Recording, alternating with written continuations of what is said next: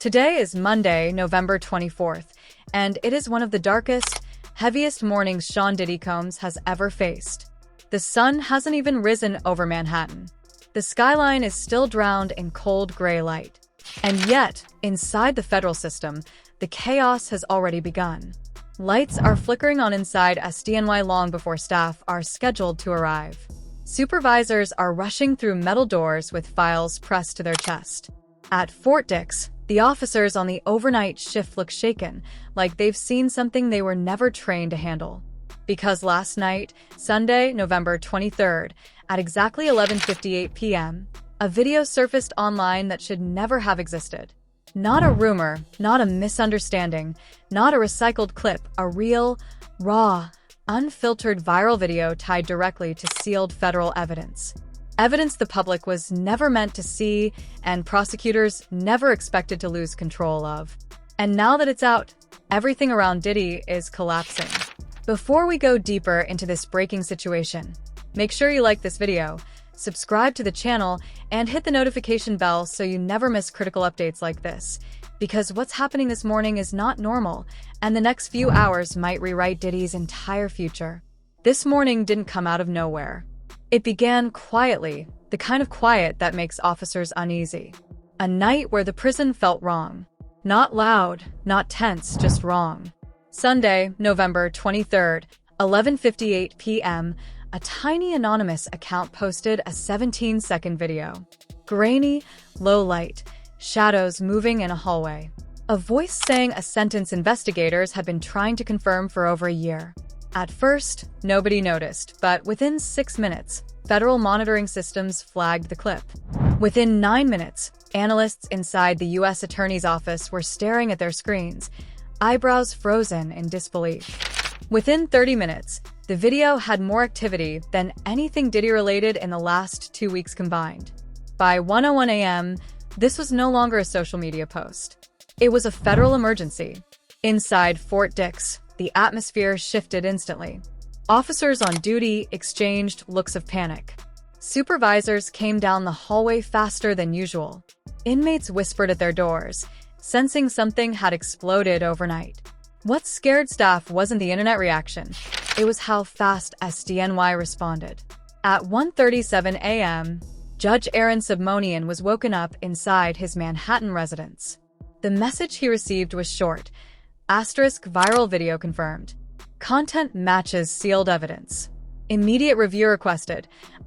Judges do not get contacted at 1:37 a.m. unless something catastrophic has happened.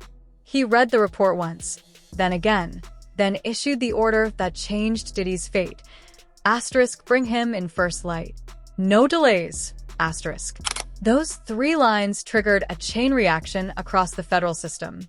By 2:10 a.m., a high-risk transport unit was mobilized. By 2:23 a.m., Fort Dix received an emergency instruction to prepare inmate Combs. By 3:02 a.m., SDNY was operating like it was the middle of the afternoon. Phone lines buzzing, staff pouring in early, marshals tightening security perimeters. All of this happened because of a single viral video.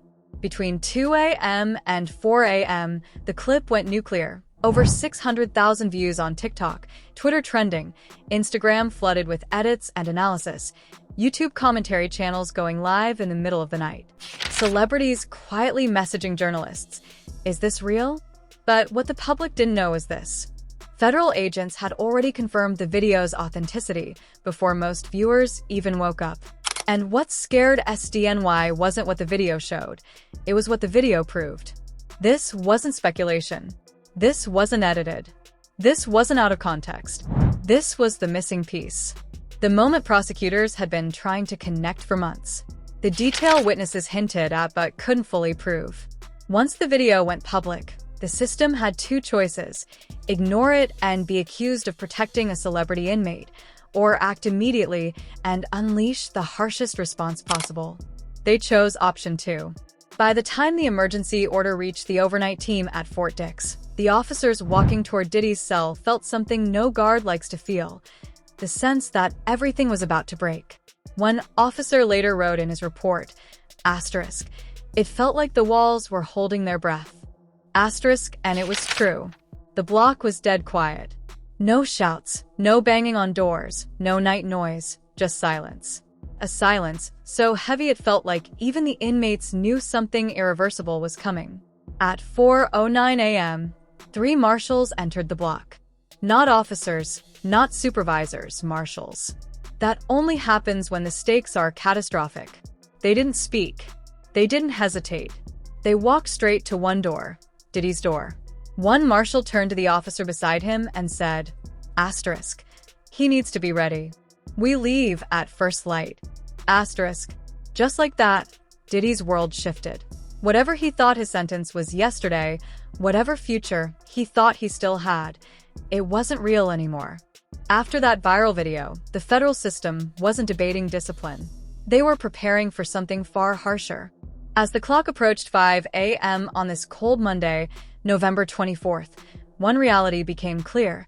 Sean Diddy Combs' fate had irrevocably changed. The clock struck 5:11 a.m. when the federal transport van pulled away from Fort Dix. But the real storm wasn't happening on the road. It was happening inside SDNY, where prosecutors, analysts, and federal staff crowded into a sealed evidence room, staring at the same 17-second viral video that had detonated the entire system overnight. No one spoke at first. They simply watched, then watched again, and then again. Every playback revealed a detail they had missed the first time. A shadow moving in the background. A hand gesture that matched a sworn testimony. A voice in the distance that synced perfectly with an earlier audio file the FBI could never authenticate. When the analysts enhanced the audio, the room went still. The small crackle of distortion faded, replaced by a clearer frequency, a voice sharp and unmistakable. A sentence that matched, word for word, what a protected witness told the court months earlier. A sentence Diddy's lawyers had dismissed as impossible to prove. Through the one thing the justice system treats as absolute when authenticated, direct evidence. The lead prosecutor pressed pause at the exact second Diddy's silhouette moved across the frame. He leaned forward, studying the timestamp. November 7th, 10:42 p.m. The date of the first violation. The night everything had supposedly started spiraling. But now prosecutors had something different, something darker, something that showed November 7th wasn't the first step in a downward path. It was part of a longer chain. A chain that matched patterns from the trial. Patterns from witness statements. Patterns investigators suspected for months, but could never confirm until today. And as the analysts slowed the frame to quarter speed, the room felt heavier, the silence deeper, like everyone knew they were watching the moment Diddy's entire legal universe collapsed. Within minutes, the forensic team issued their internal report. The video was real, untampered, high-probability chain of custody match. Worst of all, it contradicted statements Diddy had given during his sentencing hearings, lying directly or indirectly to the court by omission or contradiction is enough to trigger maximum punishment. When combined with a viral leak, a sealed evidence breach, and a matching witness statement, it becomes something far more dangerous. Grounds for irreversible sentencing. While SDNY processed the footage, news outlets across the country scrambled to understand what the video showed. But the truth was the public had only seen a fraction of the frame. The real version, the one in the evidence room, was longer, clearer, more damning. A detail no civilian viewer could have known. The clip captured 2 individuals, not one. And the second figure, partially hidden behind a reflection, had been a mystery until analysts enhanced the light consistency. The silhouette matched an inmate with documented connections to Diddy earlier in the trial. An inmate whose testimony had been dismissed due to lack of physical proof. Suddenly, that testimony was proof. And if the testimony was real, then the motive prosecutors argued months ago regained full force. A legal crisis had become a federal emergency. Phones rang nonstop. Lawyers called their assistants in early. Security protocols were raised. Background checks were rerun. Judge Subramanian's clerk printed the enhanced transcript, his hands shaking slightly as he carried it across the hall. Inside the judge's chamber, the atmosphere was heavy, colder than usual, like the building itself sensed the weight of what was coming. The judge read the transcript once, then placed it face down on his desk and closed his eyes. The kind of pause that only comes when a decision is obvious, unavoidable, and irreversible. Meanwhile, the viral clip continued spreading like wildfire. Influencers dissected every. Inside the courthouse, prosecutors met privately in a secure briefing room. One of them slammed a folder shut. When an inmate already convicted in a high-profile federal case appears and leaked sealed evidence contradicting his own sworn statements, the justice system has only one way to protect its reputation. And the inmates at Fort Dix had whispered about the energy shift all night. But even they didn't understand the full gravity of what was coming. By 6:41 a.m., the courthouse was sealed. Extra marshals lined the corridors. Elevators were locked. A private courtroom was prepared with reinforced security. The lighting was dim, the air cold. A single file sat on the judge's bench containing the enhanced video, the transcript, the timestamp, and the evidence stack that would decide everything. The emergency recommendation from the U.S. Attorney's Office had arrived. And as the transport van rolled to a stop outside SDNY, its engine rumbling in the morning cold, one reality became unavoidable. What Diddy was about to face inside that building was not a hearing, not a review, not a warning. It was the consequence of a video the world was never meant to see, and the evidence that would push a federal judge to the harshest sentence he had ever delivered.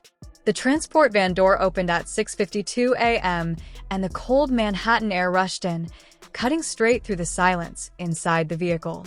Diddy didn't move at first. He sat there, chains tight around his wrists and ankles, staring at nothing. The weight of the night pressed on him like a concrete slab. Those two words echoed louder than the metal of the van doors. He stepped out slowly, each chain clinking against the reinforced floor, each step pulling him closer to the one room where nothing could save him. The courthouse steps were empty, sealed off before sunrise. No cameras, no reporters, no crowds. Just 4 marshals, 2 supervisors, and a federal silence heavier than any prison block. As he walked toward the entrance, the distant hum of the waking city felt strange, disconnected, like the world outside had no idea it was about to lose a man who once controlled entire industries. Inside, the corridors were darker than usual, not because of the lights, but because of the tension. Every marshal he passed looked straight ahead, never meeting his eyes. Every door was locked, every hallway guarded. Diddy could feel it. This wasn't a routine hearing. This wasn't discipline. This wasn't an extension or a warning. This was something final. The door to the private courtroom opened at 7:03 a.m. The room was cold, the air sterile, the lights dimmed. The judge's bench towered over the empty space like a monument of inevitability. There were no spectators, no press benches, no murmuring lawyers. Only the judge, the prosecutor, a court clerk, and the marshals who positioned themselves behind Diddy as he was guided into the defendant's chair. He didn't sit back. He didn't lean forward. He simply lowered himself carefully, breathing shallowly, gaze locked on the floor.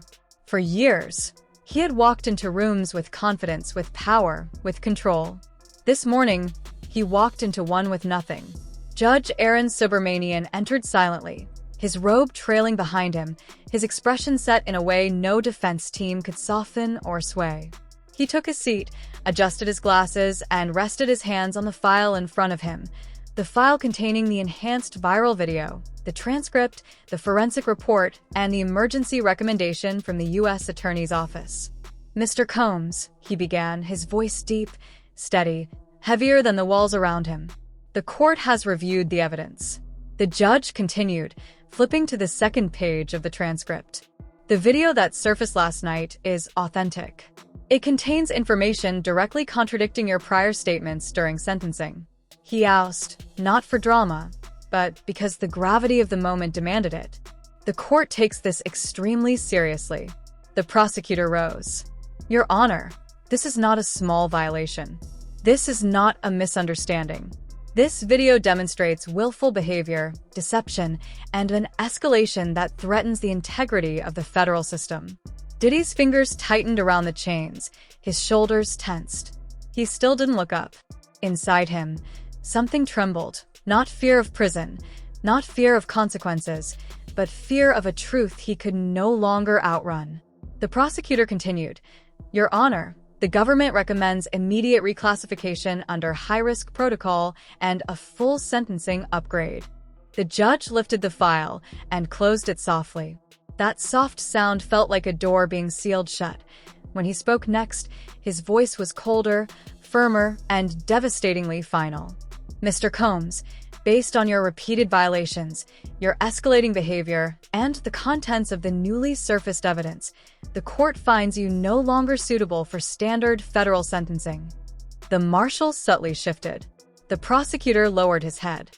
Diddy finally lifted his eyes, just barely, as if trying to understand the moment before it crushed him. The room froze, without the possibility of parole. Time didn't slow down. It stopped. The silence didn't return. It shattered. Diddy blinked once. Twice. His breath caught in his throat. His face didn't show anger. It didn't show confusion. It didn't show regret. It showed nothing. "You'll be transferred under maximum security protocol. You will not be granted appeal. Your conduct has demonstrated a fundamental inability to comply with federal law." His voice hardened even further. "This court has no choice but to ensure you no longer pose a threat to the system or to yourself." Diddy inhaled sharply, his knees softening. One marshal stepped closer, bracing him. The court clerk looked away. Even the prosecutor, who had pushed relentlessly for accountability, seemed momentarily stunned by the finality of the decision.